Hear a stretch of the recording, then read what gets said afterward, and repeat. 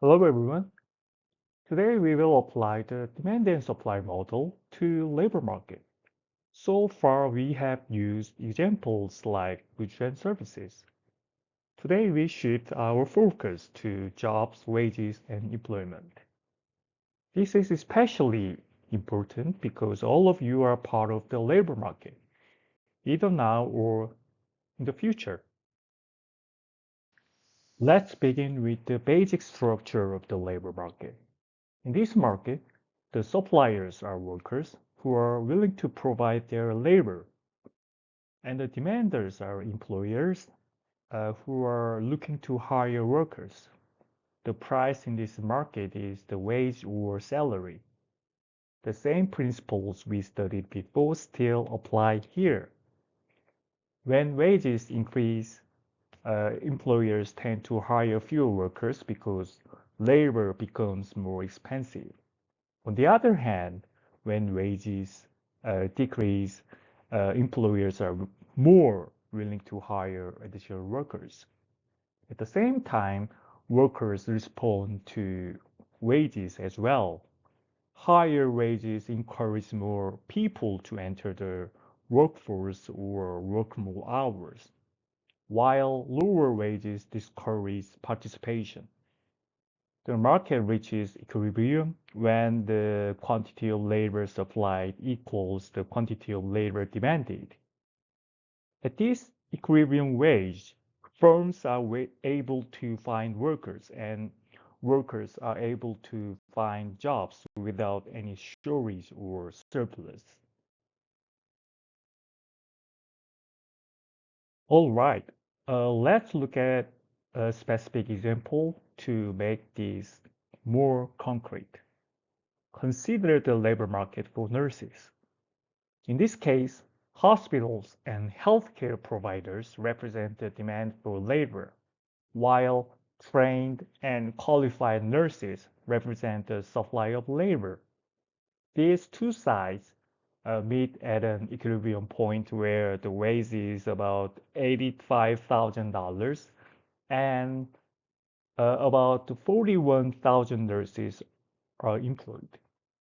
If the wage rises above the equilibrium level, for example, to $90,000, more individuals are willing to work as a nurse.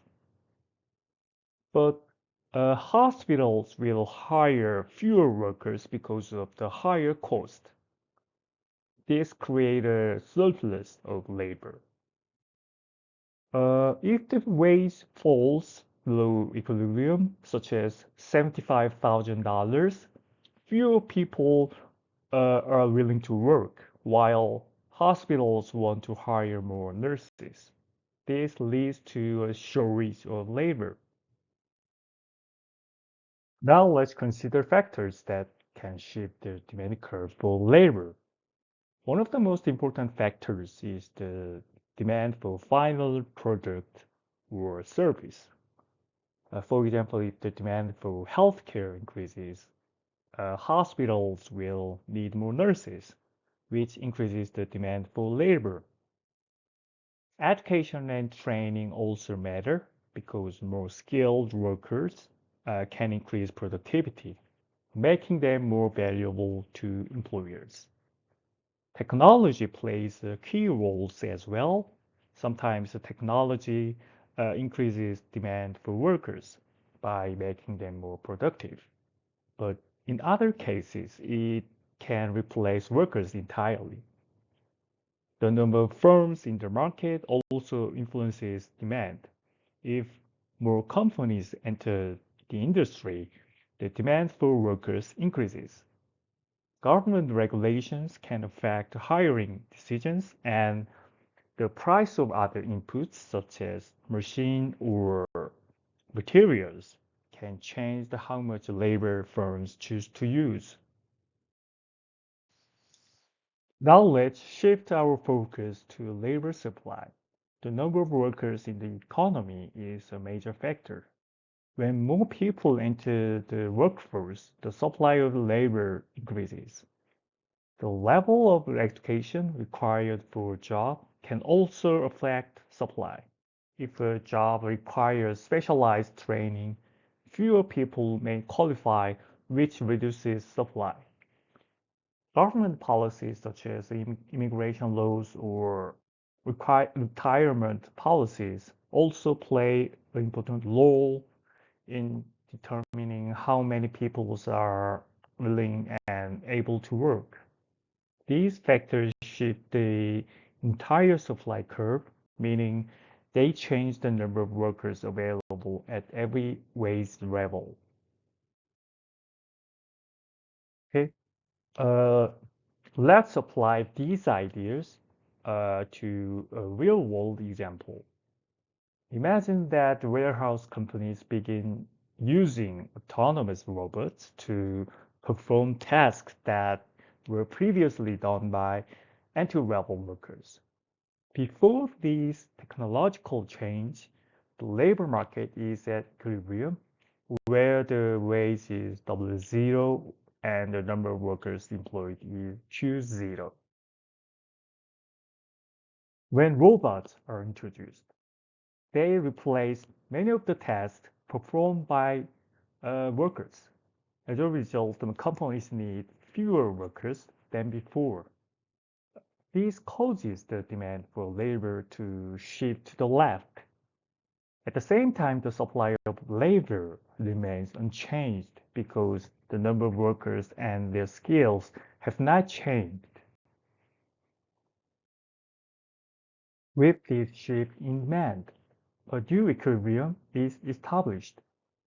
The wage falls from W0 to W1, and the number of workers employed decreases from Q0 to Q1. This illustrates how technological changes can reduce both the wages and employment in certain sectors, especially when technology replaces human labor rather than complementing it. Finally, let's connect this discussion to government policy. A minimum wage is an example of a price floor in the labor market.